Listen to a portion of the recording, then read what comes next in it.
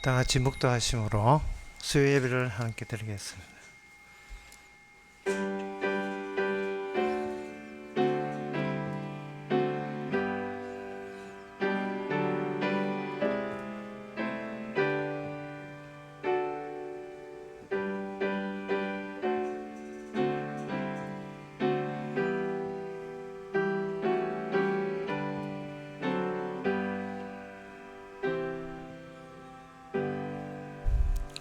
큰 소리 나는 재금으로 찬양하며 높은 소리 나는 재금으로 찬양할지어다.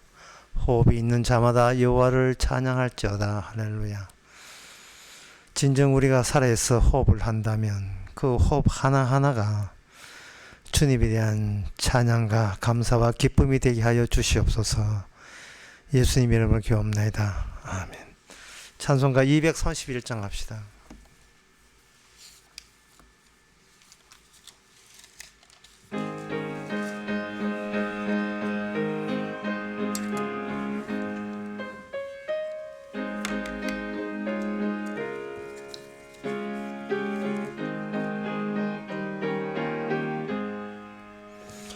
주가 맡긴 모든 역사 힘을 다해 마치고 밝고 밝은 그 아침을 당할 때 요단강을 건너가서 주의 손을 붙잡고 기쁨으로 주의 얼굴 배우리.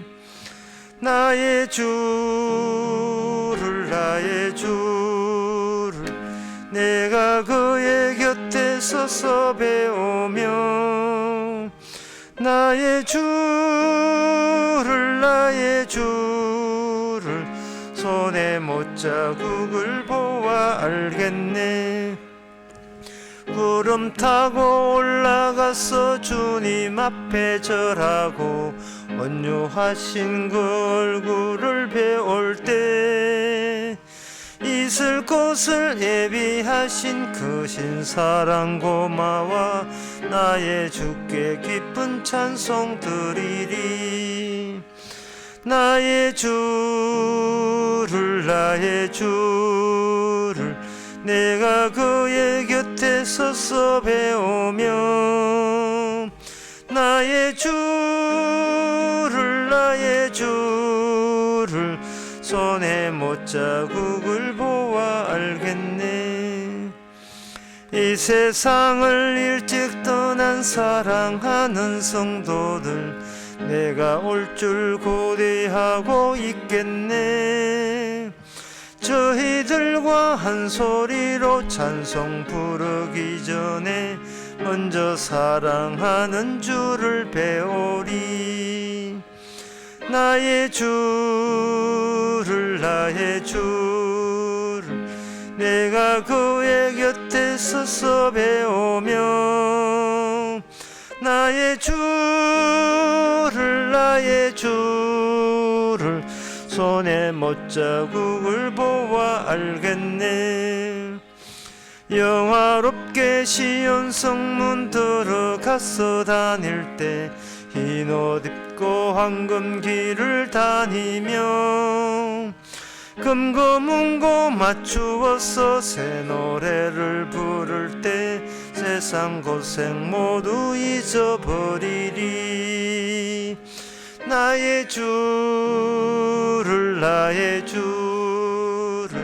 내가 그의 곁에 서서 배우며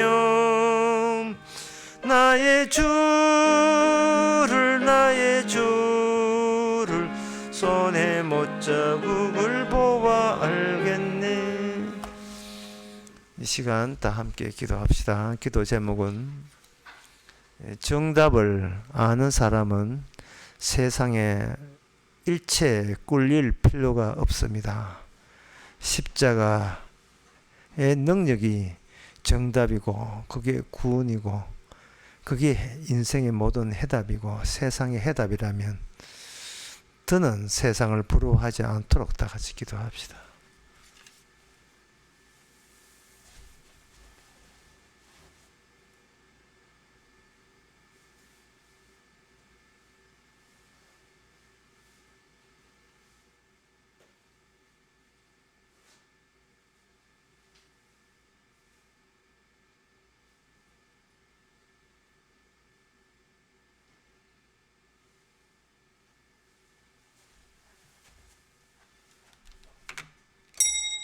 하나님 아버지, 진리를 안다고 하면서도, 정답을 안다고 하면서도 세상적인 유혹과 세상적인 경쟁에 밀릴까 염려하는 그러한 나약한 모습을 나타내지 않게 하여 주시옵소서.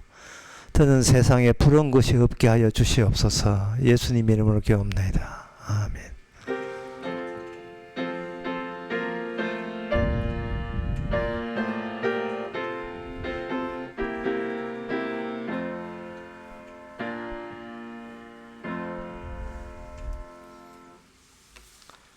하나님의 말씀은 미가 3장 9절에서 12절까지입니다.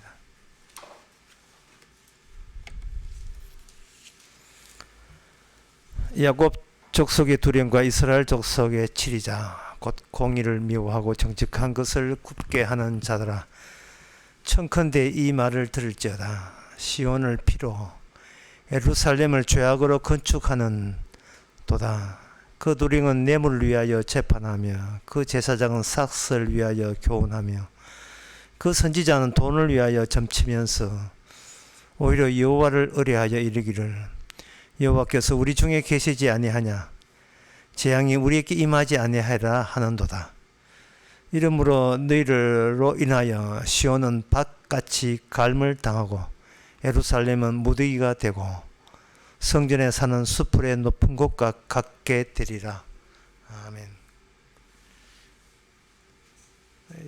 여기 나오는 이 말씀, 선지자의 말씀은 얼른 보면 그 당시 이스라엘을 꾸중하는 말씀처럼 그렇게 들릴 것입니다. 이게 꾸중하는 말씀이 아니고 이거 필연적인 하나님의 일하심을 미리 보여주는 겁니다. 정신 차리고 제대로 하라는 말이 아니고 필히 너희들은 이렇게 될 수밖에 없다, 그 점을 언급하는 겁니다. 미가 선지자가 그 당시 사람들에게 너희는 이러한 죄, 11절 나오죠. 두령은 뇌물을 위하여 재판하며 제사장은 삭슬을 위하여 교훈하며 그 선지자는 돈을 위하여 점친다.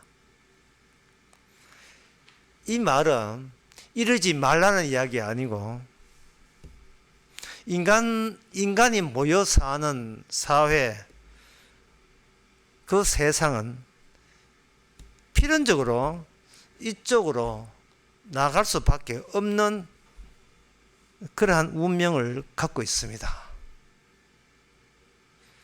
이들이 우리보다 특별히 더 나쁘다가 아니라 누구나 이렇게 될 수밖에 없습니다. 그게 인간 속에는 멈출 수 없는 그 본능 같은 게 있는데요.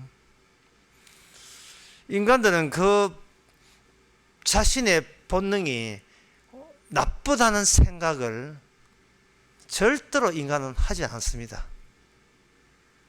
내 속에는 그 질주하는, 도저히 절제할 수 없는 게 있는데, 그거는 인간의 본성이며, 그 본성은 내가 관리할 대상이 아니다. 그냥 터져 나온 대로 그렇게 살 뿐이다. 이게 그 인간의 한계입니다. 따라서 하나님께서 이 말씀을 하시는 것은 인간이 하는 모든 행동, 그 끝을 미리 선지자를 통해서 알려주는 겁니다. 너희들이 하고 싶은 대로 해보라고. 해보면 마지막에 어떤 결과가 나오느냐 하면은 10절의 결과가 나옵니다. 시온을 피로 예루살렘을 죄악으로 건축하는 그러한 결과가 나옵니다. 이 과정은 필연적입니다. 피할 수 있는 게 아니에요.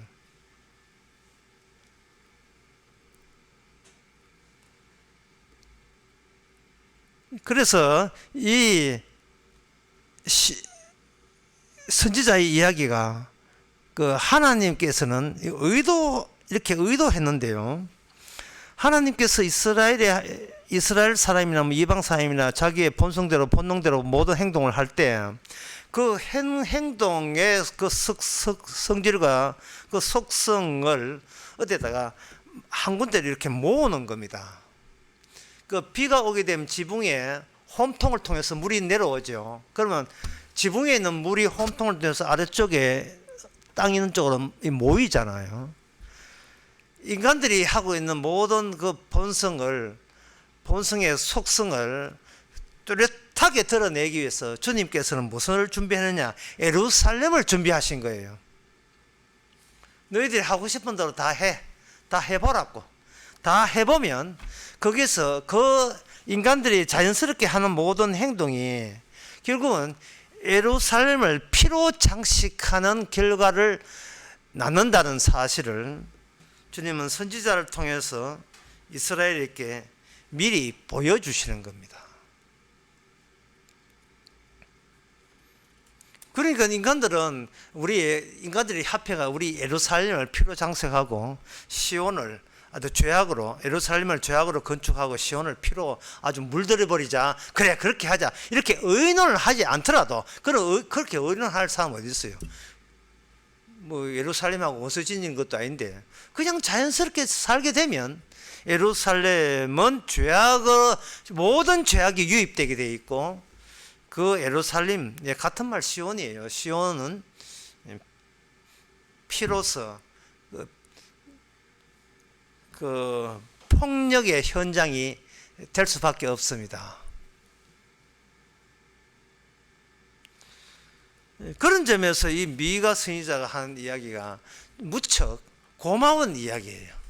내가 내 자신의 행동이 어떤 모습인지를 몰랐는데 우리가 그냥 자연스럽게 행동하게 되면 그것이 예루살렘을 폭력으로 물들이는 그러한 결과를 낳는 그 행위를 우리는 주제할 수 없이 매일같이 그걸 터뜨리며 살아가고 있습니다. 그래서 하나님께서는 이스라엘의 그 본성을 알기 위해서 어떻게 하느냐 하면은 미리 시온을 피로 예루살렘을 죄악으로 건축한다는 이 최종적인 결과를 가지고 미리 마중을 나갑니다.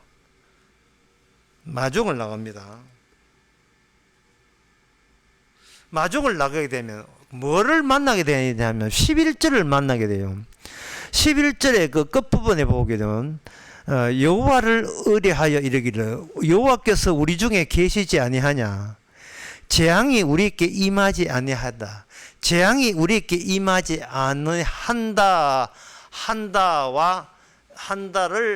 만나게 돼요. 그러니까 최종적으로 우리 인간은 자기의 멈추지 않는 본능대로 살게 되면 그 결과가 예루살렘을 피로 폭력의 현장으로 만든다. 그러니까 폭력의 현장이라는 그 피로 건축한 시온으로부터 거꾸로 마중을 나가서 그 원인을 추적해 보게 되면 그 원인이 어디서 나오냐 하면은 재앙은 우리에게 임하지 않을 것이야. 무시무시한 그러한 어려운 일이 우리에게 닥칠 일은 없어. 우리는 착하니까, 우리는 최선을 다하고 있으니까, 우리는 그 기본이 점잖은 사람들이니까 복을 받으면 복을 받았지 저주 받을 일은 없어. 재앙, 설마 하나님이 있는지는 모르겠지만 하나님이 있다 하더라도 하나님의 재앙은 나에게는 떨어지지 않는다 라는 쪽과 만나게 되었어요. 거꾸로 추적에 들어가게 되면 이 말을 쉽게 하기 위해서 한 예를 들겠습니다. 아무것도 안 하고 집에서 머물러 사는 가정주부, 그 애들 다 키우고 나이 한 50대 후반쯤 가정주부를 예를 듭시다. 그 가정주부에게 제가 이제 질문을 한번 던져보는 거예요. 당신은 주님과 어떻게 연락을 취합니까? 이렇게 질문을 해보는 거예요. 그러면 그 사람이 이렇게 답변할 거예요. 나는 누구하고 연락하지 않습니다. 그러면 또 제가 질문하죠. 당신은 예루살렘과 어떤 사이입니까? 어떤 관계입니까? 물으면 아무 사이도 아닙니다. 그러면 제가 마지막으로 그 사람한테 묻죠. 당신은 당신이 누구인지 어떻게 합니까? 그 가정주부가 하는 말이, 나는 나에 대해서 별로 알고 싶지 않습니다. 나는 이대로 좋습니다. 왜냐하면 11절에 하면 재앙이 우리에게 임하지 않고 있기 때문에. 재앙이 우리에게 임하지 않고 있기 때문에. 아, 저렇게 놨다가 뭐 저 편안하게, 예. 그냥 아침에 그 남편 밥만 해주고 보내보고 자기는 하루 종일 놀면 되니까 아무 재앙이 임하지 않는 거예요. 이게 어떤 현상인지를 제가 그 다른 예를 들어서 한번 비교해 드릴 테니까 한번 생각해 보세요. 보통 그 저 치매 환자에 대해서 보건소에서 건강보험인가 그거 검사하러 와요. 이 사람이 진짜 가짜인지 진짜 치매 환자인지 상급되는지 할 때 그 점검하는 방법이 대략 이렇습니다. 그 조사해보니까 아드님이 계신데 그 아드님이 요새 어떻게 지냅니까? 그럼 치매 환자가 나 아들 모릅니다. 그러면 할머니 여기 3이 있는데 3 더하기 5는 얼마입니까? 모릅니다. 그 다음에 자, 비행기 있고 자동차 있고 개 있고 사람인데, 자, 보셨죠? 자, 덥습니다. 방금 할머니 뭘 보셨습니까? 나 아무것도 안 봤습니다. 치매 환자입니다. 상급 나옵니다. 아까 그 평범한 아주머니 영적 치매입니다. 치매 환자예요. 그리고 그 건강보험에서 나온 그 사람이 판정하기를 그 치매 환자의 이유가 뭐냐 하면은 그 할머니가 치매 걸린 할머니가 나 이대로 너무 좋아요. 편안하게 나 아무 모자란 거 없습니다. 잘 살고 있습니다. 아침에 운동 다니고 잘 살고 있습니다. 그것도 방긋방긋 웃으면서 아무 문제 없습니다. 이걸 오늘 본문 11절에 하면 재앙이 우리에게 임하지 않았습니다.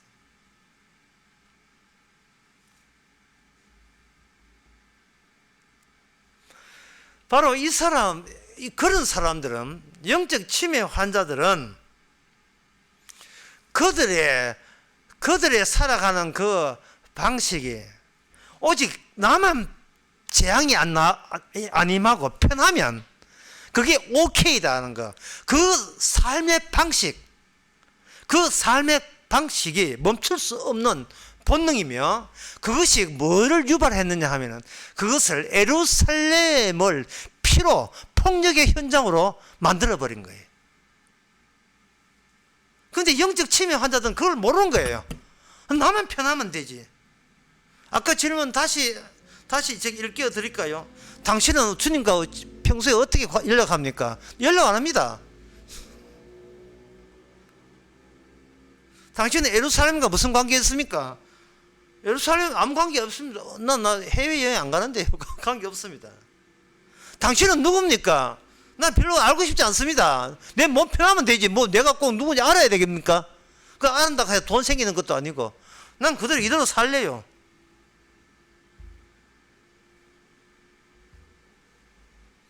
그래 나오죠. 결국 이것은 뭐냐 하면, 한쪽은 예루살렘의 피로 완전히 범벅이 되어 있는데, 폭력의 현장이 되어 있는데, 한쪽은 아무 문제 없대. 하나님의 신이 있다면 재앙이 떨어지지 않고 그냥 편하게 살고 있대. 이 두 개가 어떻게 매치가 되어서 이런 자기만 편하면 된다는 이 사고방식이 어떻게 예루살렘이 뭐가 되느냐 하면은 12절 나오죠. 예루살렘이, 시온은 밭같이 갈미 되고 예루살렘은 무더기가 되고 성전에 사는 수풀의 높은 산과 거기 되리라. 어떻게 이것이 사람이 도저히 살 수 없는 황폐한 저주받은 그러한 동네가 될 수밖에 없었는가? 그 내막을 오늘 본문이 설명하고 있습니다.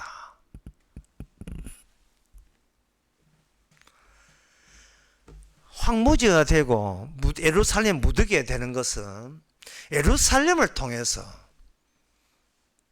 인간 세상의 현 주소의 현 상황을 설명하는 거예요. 하나님이 떠나버린 세상은 인간도 살 수 없다. 인간도 살 수 없다. 인간이 살고자 하고 편안하게 살고자 하지만 그것은 하나님의 은혜가 지속될 때나 가능한 일이지, 하나님의 은혜가 철수해버리면 그것은 너가 살 수 없는 곳이 되고 맙니다.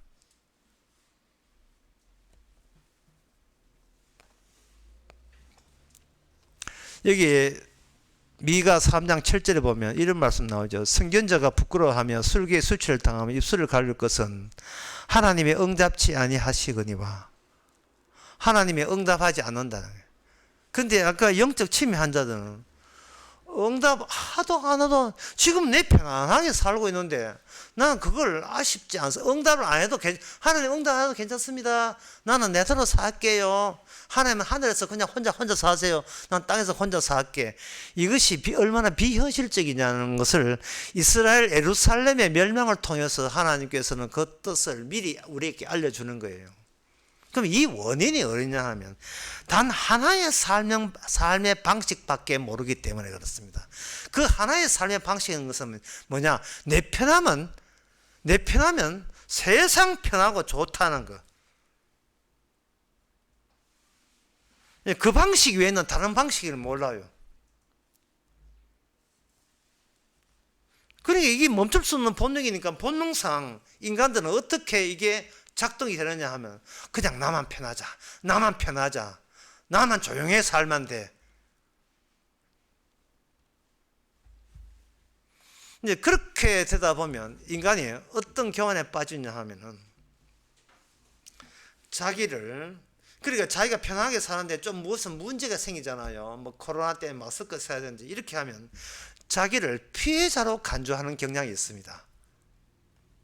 그런데 예루살렘에 피가 가득하고 예루살렘에 죄악이 관영해서 예루살렘이 폭력의 현장이 된다면 이것은 하나님이 계시는 예루살렘이 폭력의 현장이 되게 만드는 모든 인간들은 피해자가 아니고 도리어 가해자가 되는 겁니다.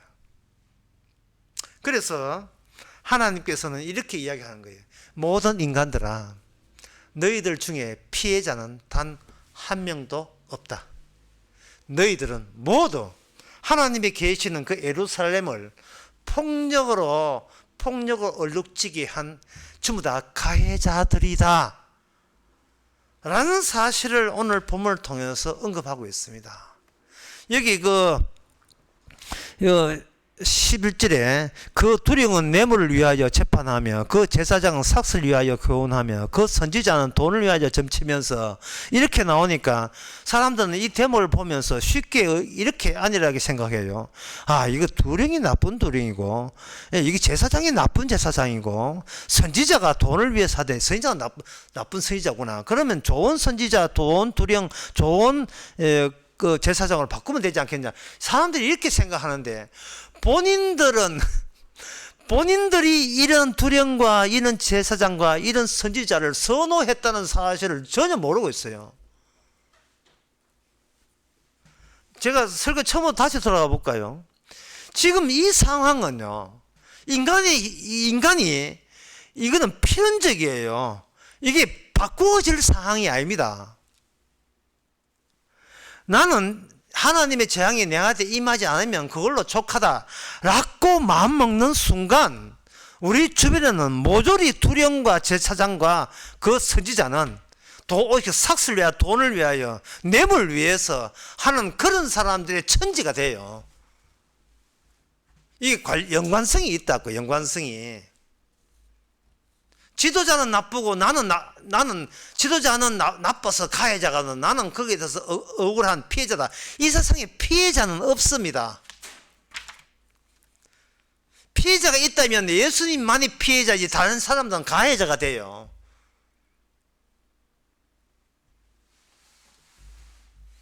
예루살렘을 시온을 피로 예루살렘을 죄악으로 건축 반드시 예루살렘을 건축으로 만들어야 되고 시온은 피범벅이 되는 그런 코스를 인간은 벗어날 수가 없습니다.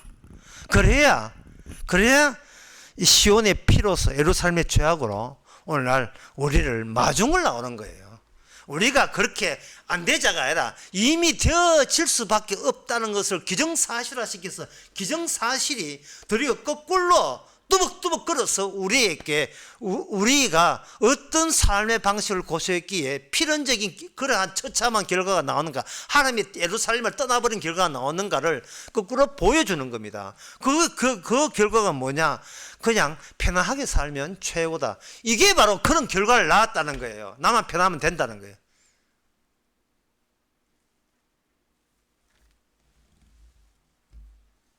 그러나 그 결과는 12절에 아까 말씀드렸죠. 예루살렘은 완전히 황폐하게 되는 겁니다. 이 원칙은 창세기 그 3장 17절에 그 원칙 거기 계속 유효하다는 뜻이에요. 아담에게 이르되 너가 내 아내의 말을 듣고 나도 먹지 말라 한 나무 실과를 먹었은즉 땅은 너로 인하여 저주를 받고 너는 정신토록 수고하여 그 소산을 먹을 것이다. 하나님이 계시는 곳에 떠나고 온 인간에게 기다리고 있는 것은 저주와 고생과 그리고 처벌과 심판밖에 없습니다. 그래서 인간은 피해자 코스프레 할 수 있는 사람은 아무도 없어요. 모조리 전부 다 오신 하나님마저 떠나보낸 가해자가 되는 겁니다. 자, 그렇다면 왜 성경에서는 거꾸로 이미 그 시온의 피를 예루살렘 죄악으로 건축하는 것을 거꾸로 마중 나오듯이 우리에게 이미 확정된 결과를 가지고 원인 규명하는 차원에서 우리에게 찾아오는 이유가 뭐냐? 여기에 10절에 보면 그 힌트가 나옵니다. 시온을 피로 이래서 시온을 피가 어디서 나오느냐 하면 인간의 육신에서 나옵니다. 이제부터 좀 어려워요. 피는 인간의 육신에서 나와요. 육신이 찢어지고 파편화될 때 피가 나오는 겁니다. 실제로 13세기에서 15세기까지 있었던 현재 멕시코 자리에 아즈텍 문화라는 게 문명이라는 게 있었어요. 그 아즈텍 문명에는 피라미드가 굉장히 많았는데요. 그 피라미드 높이는 큰 것은 63m. 헤이 피라미드. 태양신을 섬기는 겁니다. 그 태양신을 섬기는데 그들의 신화에 보면 태양이 첫 번째 태양 사라지고 두 번째 태양, 세 번째 태양, 네 번째 태양, 이 태양이 자꾸 이게 따라가지고 배터리가 따라가지고 딱 없어진다는 거예요. 그 지금 자기 시대는 뭐냐? 다섯 번째 태양인데 이 태양이 그 빛을 잊어버리면 나라가 망하잖아요. 망하게 하지 않기 위해서 태양신이 원하는 것은 뭐냐? 인간의 피를 원한다는 겁니다. 그 피라미드를 왜 세웠냐 하면은 피라미드를 63m 높이 세워야 계단을 놓고 역시 세워야 거기서 높은 데서 사람을 죽여가지고 사람을 그냥 죽이는 게 아니고 사람을 죽이는 게 목적이 아니고 피를 내는 게 목적이에요. 태양신은 피를 원하니까. 왜? 색깔이 태양도 밝았고 인간의 색깔, 인간 가운데서 같은 색깔을 태양이 요구하고 있거든요. 그 인간 가운데 탁건 색깔의 빨간 건 뭡니까? 피밖에 없잖아요. 피를 거기서는 내는 겁니다. 인간을 조사해 보니까 피 중에서 가장 피가 많은 것이 심장 부분이라는 것을 그들이 발견해 가지고 옆구리를 째 가지고 그 동그랗게 생긴 그 심장을 이렇게 도려내는 그 그림들이 아즈텍 문명 발굴에서 나왔어요. 그러니까 심장들을 끄집어내서 사람을 죽이는 목적이 아니고 피를 짜내는 게 목적이에요. 피를 짜내는 게. 그것도 매일 짜내야 오늘의 태양은 뜨니까요. 피라미드 새로 어떤 피라미드는 새로 신장 개업할 때는 머리 하루에 그 1년에 6만 명 죽이자는 통계도 심지어 얼마나 사람들 많이 죽이자는 거기는 감옥이 따로 별로 없답니다. 감옥도 갈 거 없어. 그 위에 올라가지고 심장 끝에 피만 하는 그 피가 왜 그냥 숲속에 피 받치면 되는데 왜 피라미드 했느냐? 피라미드에다가 피를 내게 되면 피가 중력의 법칙에 의해서 위쪽에서 계단을 따라 흘러내려오잖아요. 그럴 때 밑에 있는 백성들은 그 피를 온몸에 발라야 돼요. 그래야 태양의 기운이 자기 몸과 합치되기 때문에 그렇습니다. 이것은 무엇을 뜻하냐 하면은, 이거는 인간의 자아성으로 인간이 끝나는 것이 아니고, 어디까지 더 나가냐 하면, 인간의 신체성까지 나가는 걸 의미하는 거예요. 이게 좀 어렵죠. 인간의 나가 여기 있다가 아니라, 지금 그 아즈텍 문명에서는요, 나라는 게 별로 중요하지 않아요. 내 선에서 멈추지를 않아요. 내 안에는 태양이 원하는 붉은 태양이 원하는 붉은 액체가 있다는 게 그게 중요하지. 내가 중요한 게 아니란 말이죠. 내가 태양신이거든요. 신과 내가 합의를 하려면 태양은 탄에 떠 있는 신이고 나는 내 안에 태양과 같은 색깔의 피가 있으니까 그게 내 안에 작은 신으로서 연락이 된다 이 말입니다.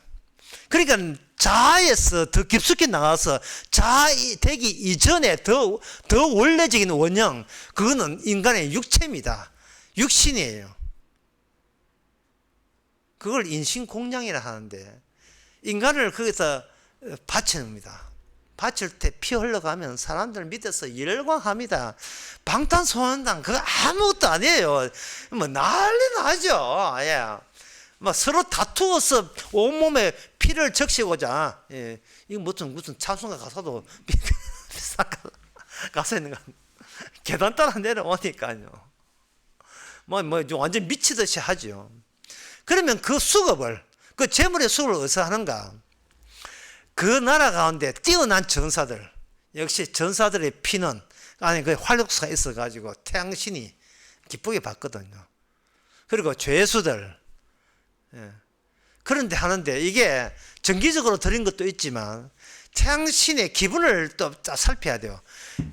가뭄이 든다, 거기 또 기근이 온다, 또 갑자기 전쟁이 일어나게 돼가지고 불안하다, 이럴 때는 태양신이 조금 기분 좀 나쁜 때예요. 그때는 이 먹잇감을 많이 원하는구나 해서 많이 바치고, 그래서 자기 안에서 피가 모자라면 다른 민족하고 전쟁해서 포로를 잡아다가 그 위에 그 가에 바치고 이렇게 한 거예요. 여러분 생각에는 참 미개하고 무지막지하다고 했는데, 여러분 그들은 행복했습니다.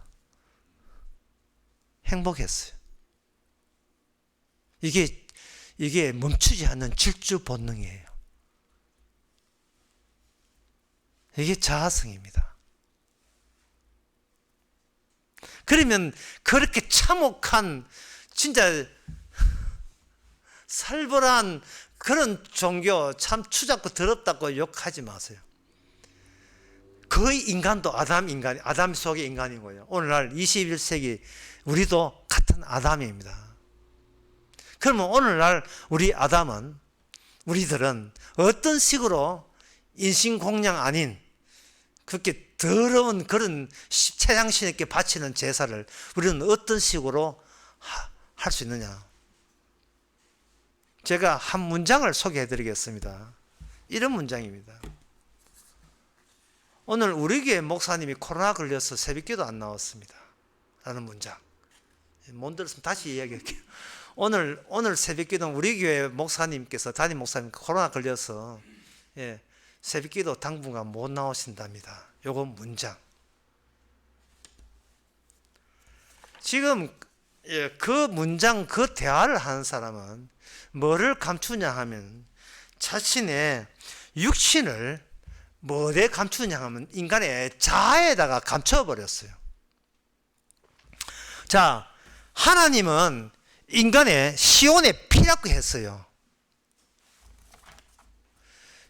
자아를 원하는 게 아닙니다. 너희들은 자아를 바친다고 보자고 너희들의 피를 유발할 수밖에 없는 그러한 존재라는 걸 의미하는 거예요. 이사야 1장 15절에 보면 좀 정신을 집중해주세요. 여기 또 어려움 돼 보니까 너희가 손을 펼 때 내가 눈을 가리우고 너희가 많이 기도할지라도 내가 듣지 아니하리니 이는 너희 손에 피가 가득함이라. 이 피라는 말 들으면요 우리는 이렇게 오해합니다. 이 나라는 이 자아 속에 나한 자아 속에 피가 이 자아가 속에 이 피가 있습니다. 이렇게 이야기하거든요. 자아라는 것은 없어요. 성경은 우리를 자아라고 인정하지 않습니다. 자아라고 인정하는 것은 우리가 반칙을 쓴 거예요. 그 창세기 9장 6절에 이런 말씀 나옵니다. 무릇 사람의 피를 흘리면 그 사람의 피를 흘릴 것이니 이는 하나님의 자기 형상대로 사람을 지었습니다. 주님께서 보는 것은 육신적 차원에서 인간을 대합니다. 육신적 차원에서 피가 흐르는 이 육신 말입니다. 이 육신을 내 것이라고 나라고 하지 마시고요. 그냥 육신이에요. 이 육체는 나가 아니에요. 그냥 육신이라니까요. 그걸 뒤늦게 인간의 이성적으로 이걸 나라고 규정하는 겁니다. 나라는 거 할 때는요, 육신과 나의 차이점은 육신은 그냥 있을 뿐인데 나는 그 육신을 내가 이기적으로 다루기 위해서 여기 이기성, 나만을 위해서 나의 신적인 절대성을 위해서 악마적 그 속성을 위해서 육신을 내 것으로 잡는 그러한 통합적인 그러한 이미지가 나예요. 우리는 육신이지 나가 아닙니다. 주께서는 피를 보는 거예요. 우리 속에 피를 보지 나를 보는 게 아니에요. 더 확실한 것은 이사야 1장 18절에 나옵니다. 여호와께서 말씀하시되 보라 우리가 서로 변론하자 너희 죄가 주홍 같을지라도 눈과 같이 희어질 것이고 진홍같이 붉을지라도 양털같이 희어지리라. 주님께서 생각한 것은 죄에다가 색깔을 입혀버려요. 근데 그 색깔을 어떤 색깔을 하느냐 하면 자아 색깔 입히는 게 아니고 육신에 관한 색깔을 입혀버립니다. 그게 피의 색깔이에요. 그게 주홍 색깔이.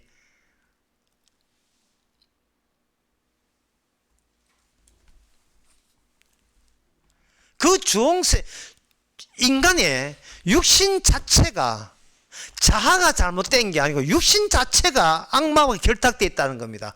악마의 놀이기가 갑니다. 육신 자체가.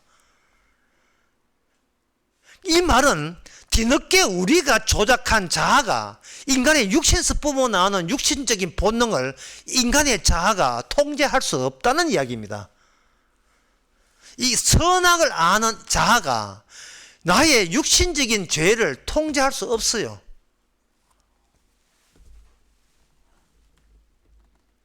그래서 인간은 육신의 본능대로, 충동대로 터져 나올 수밖에 없는 거예요. 이 육신이 편안하니까, 하나님이 우리께 재앙을 내리지 않는다. 이게 우리의 삶의 목적이 되었습니다. 그 내 자아가 편하면 되니까. 자아는 왜 편한가?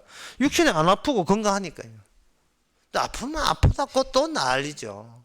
이거 아프면 아프다고 난리하는 것은 육신이 아픈 게 아니고 자아가 못마땅해서 자아가 절대적인 신이 될 수 없다는 그 좌절감에서 하나님을 향하여 불만과 반항기를 뿜어내는 거예요. 이 육신은 누구냐? 하나님 거거든요. 하나님께서 육신과 상대하는데 중간에 자아가 끼어들어가서 내 몸인데 왜 내 몸을 이렇게 힘들게 아프게 하십니까? 라고 중간에 있지도 않는 자아가 와가 튀어나와가지고 하나님께 항변하는 거예요. 그게 막이죠. 그런데 이 자아가 육신이, 여기서 오늘 설교의 제일 중요한 부분이 자아가 내 육신인데 내 마음대로 안 되는 거예요. 이게 몸 아프면 불편한 거예요. 어깨 아프고 감기 들리면 골치 아픈 거예요. 그리고 이 자아는 이 자칭 그 선악과 아는 지식이 있어가지고 자기가 신도 아니면서 신의 흉내를 내는 겁니다. 물론 본인은 알죠. 내가 절대 신이 될 수 없었을 늘 거기에 대해서 불통하게 화내고 있다는 거예요. 인간은 항상 분노하고 있어요. 자기가 절대적인 신으로 행사할 수 없다는 그 결핍으로 인하여 매사가 분노하고 있습니다. 한 번도 분노할 데 없어요. 바둑 둘 때도 요리 뜨면 돼야 돼. 예. 축구 경기 가지고 축구하는 거 잘했으면 이러면 될 건데 죽이라 뭐 완전 살인 현장이에요. 예. 대선 투표할 때도 마찬가지고 그 인간 조져버려 뭐 이런 거 입에서 나오는 게 뭔가 하면은 뭔가 불만이 가득해요. 그게 육신을 마음대로 되지 않는 그 심리적인 내면화가 나중에 뭐로 받느냐 사회적 현상으로 번지는 거예요. 사회적 현상으로. 그게 조직합니다. 아까 제가 말씀한 문장 다시 이야기할게요. 오늘 우리 담임 목사님 코로나 걸려서 새벽기도 안 나왔습니다. 이게 왜 예루살렘을 피로 범벅을 만드느냐 하면은 조직 뒤에 인간이 숨어버립니다. 통제 내가 아쉬운 거, 욕심에 미흡한 거,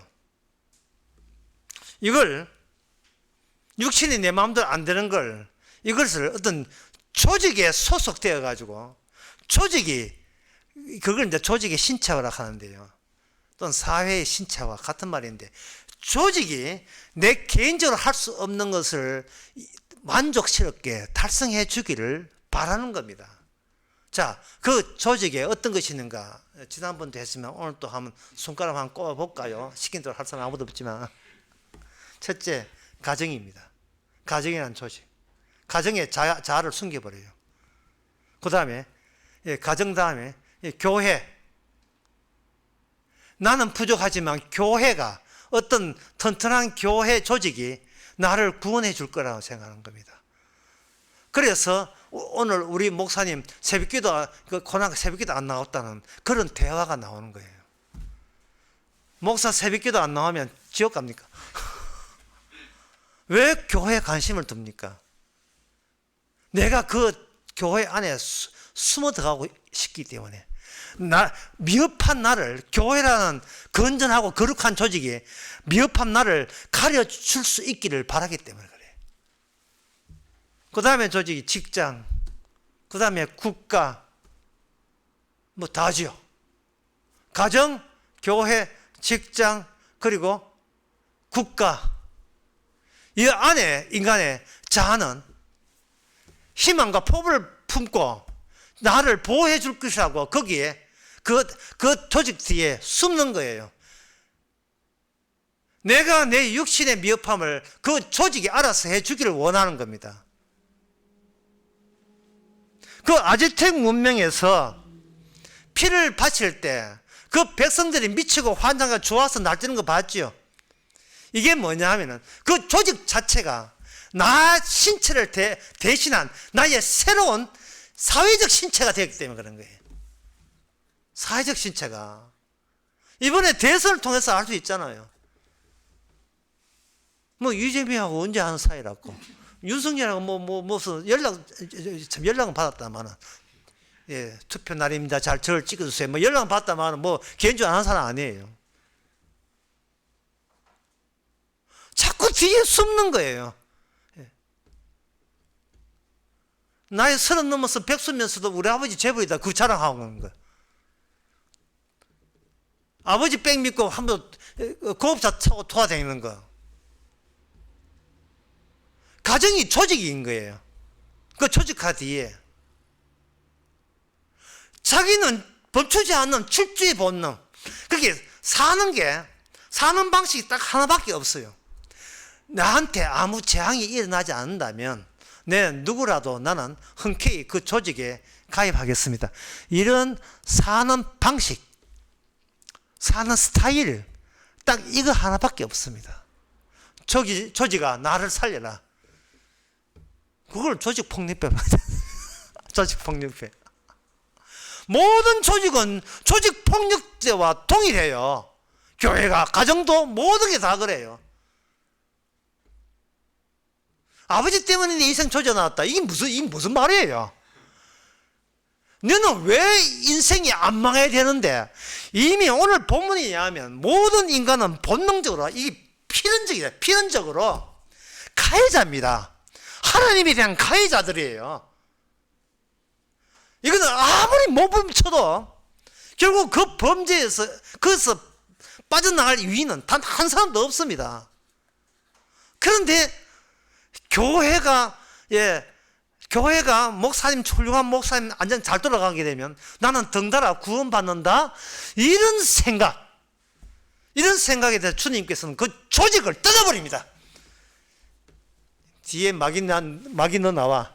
조직 뒤에 숨어 너 나와. 그 뜯는 방법이 뭐냐 하면은 오늘 본문 3절에 나옵니다. 두령은 뇌물을 위하여 재판하며 그 제사장은 삭슬을 위하여 교훈하며 그 선지자는 돈을 위하여 점치면서, 그들이 그렇게 하면서 외치는 건 뭐냐? 하나님이 우리와 함께 계시니 재앙이 우리에게 임하지 않고 편안한 생활을 할 수 있습니다. 이게 앞에 있는 두령과 제사장과 이 선지자는 전부 다 조직과 관련된 직위를 갖고 있는 사람들입니다. 이 사람을 누가 원했던 겁니까? 바로 인간의 각자, 자들이 원하는 거예요. 내가 원했던 겁니다. 그들을 바꾼다고 이 세상이, 인간 세상이 망하지 않는 게 아니에요. 오늘 본문의 특징은 어떠한 구원의 말씀도 여기 없다는 사실이에요. 인간에게 어떤 구원의 여지가 없습니다. 왜? 인간은 피로 예루살렘마저, 구원의 도성 예루살렘마저, 시온마저 폭력으로 범벅이 되었다는 그 최종적 결정으로 인하여 어느 누구도 구원될 수 없다는 것이 확정된 겁니다. 그 예루살렘에 대해서 누가복음 23장 26절부터 나옵니다. 저희가 예수를 끌고 갈 때 시몬이라는 구레네 사람을 십자가 지고 예수를 쫓게 하였더라. 이게 지금 예수님께 십자가 지고 가는데 구레네 사람 보고 대신 지게 했던 이 사건이 어디서 일어난 사건인가? 예루살렘에서 일어난 사건이에요. 이게 예루살렘입니다. 예루살렘의 마지막 장면이에요. 예루살렘의 취지를 드러낼 수 있는 최종 장면이 이 장면이에요. 그 뒤에 예루살렘은 의미 없어요. 또 백성들과 그를 위하여 가슴을 치며 슬피 우는 여자의 큰 물에 따라오는지라. 이것도 예루살렘에서 일어났어요. 예수께서 돌이켜 그들에게 향하여 가라사대 예루살렘의 딸들아, 예루살렘의 딸들아, 미가야에서 필히 멸망하고 폭력으로 얼룩지게 될 죄악으로 가득 찰 이 예루살렘의 그 예루살렘의 그 딸들아, 나를 위하여 울지 마요. 너희와 너희 자녀를 위하여 울라. 왜 네 자신을 모르느냐? 너희들이 운다고 해서 예수님과 같이 피해자 노릇하려고 안 돼. 너희들은 모두 가해자야. 모두 가해자예요. 내가 편안하게 사는 것을 삶의 유일한 목적으로 삼는 이상 모든 인간은 가해자입니다. 예수님을 죽이는데 한패가 되어 있는 사람이에요. 왜? 아즈텍 문명처럼 이 조직에 환장한 사람들이기 때문에 그래요. 가정이라는 조직에, 내 가정에 환장했고, 교회라는 조직이, 그거 없으면 지옥 가는 줄 알고 있는 환장한 조직, 사람들, 교인들, 성도가 아니죠. 교인들이죠. 그리고 직장, 국가 없으면 자기가 편안히 못 산다고 오직 거기에만 모든 것을 힘주어서 태극기를 향하여 국가를 충성을 맹세하는 인간들, 조직 뒤에 숨는 자들, 그들이 지금 우리가 볼 때에 더문과 추잡고 더러운 잔인한 짝이 없는 아즈텍 문명의 그 후예들이요, 바로 이스라엘이고 오늘날 우리들입니다. 열왕기하 16장 3절에 보면 이스라엘 열왕의 길을 행하고 또 여호와께서 이스라엘 자손에게 쫓아내신 이방 나라의 가정은 이를 본받아 자기 아들을 불 가운데 지나게 하고, 이게 아하스 왕 때입니다. 16장 10절에서 15절에 보면 아하스 왕이 아수르 왕 디글렛 빌레셋을 만나러 다막섹에 갔다가 거기 있는 단을 보고 드디어 그 구조와 제도의 시강을 그려 제사장 우리아에게 보내었더니, 아하스 왕이 다막섹에 돌아오기 전에 제사장 우리아가 아하스 왕이 다막섹에서 보고 온 모든 대로 단을 만든지라. 그 단에서 그들은 그 15절에 보면 아하스 왕이 제사장 우리아에게 명하여 가라되 아침 번제와 저녁 소제와 왕의 번제와 그 소제와 모든 국민의 번제와 그 소제와 전제를 다 그 단 위에, 아수르 단 위에, 아수르 재단, 아수르 재단의 사회화예요. 사회는 개인이 자아들이 조직화된 게 사회입니다. 불사르고 번제물 피가 다른 제물의 피를 거기다 다 쏟아붓는 거예요. 근데 이 왕이 이런 짓을 할 때 백성들은 다 좋아했어요. 왜? 나라만 무슨 짓을 하는, 나라만 튼튼하기만 하면 나는 그 안에서 나의 재앙, 내 안위는 보장받는다. 이 자아는 보장받는다. 육신을 편안한 자아로, 절대 신을 흉내내는 나 자아로 감추어 놓은데 극복한 이 타고난 본능, 이것은 십자가 앞에서 모조리 다 죄가 되고요, 예루살렘은 그걸 덜추어내는 집결된 최후의 장소가 되고, 거기서 예수님께서 십자가로서 우주선 타고 십자가로서 하늘로 올라갔습니다. 구원은 없습니다. 이 구원이 없다는 것, 이게 바로 구원의 시작입니다. 기도하겠습니다. 하나님 아버지, 우리를 어설픈 피해자 의식으로 살지 않게 하옵소서. 나만 잘되고 편안하면 된다는 그 생각 자체가 결국 우리는 조직을 요청하게 만들었다는 필연적 코스를 밟아가는 집단적 범죄자가 된다는 사실을 저희들이 잊지 말게 하옵소서. 예수님의 이름으로 기도합나이다. 아멘. 찬송가 230장 합시다.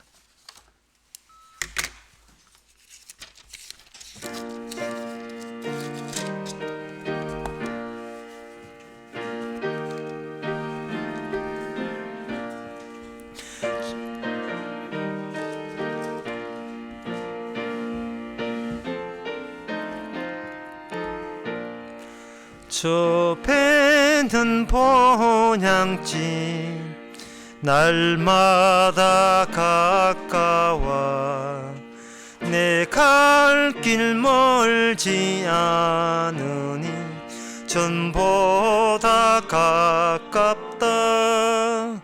더 가깝고 더 가깝다. 하루길 되는 내 본향 가까운 곳일세. 내 주의 집에는 그할 것 많도다. 그 보좌 있는 곳으로 가까이 갑니다. 더 가깝고 더 가깝다. 하루길 때는 내 본향 가까운 곳일세.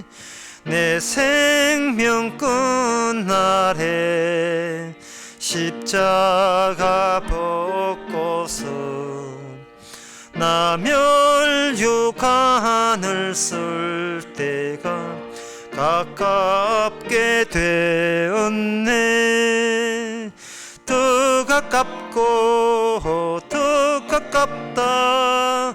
하루길 되는 내 본향 가까운 곳일세 내 길의 원근을 분명히 모르니 내 주여 길 다가도록 나 함께 하소서.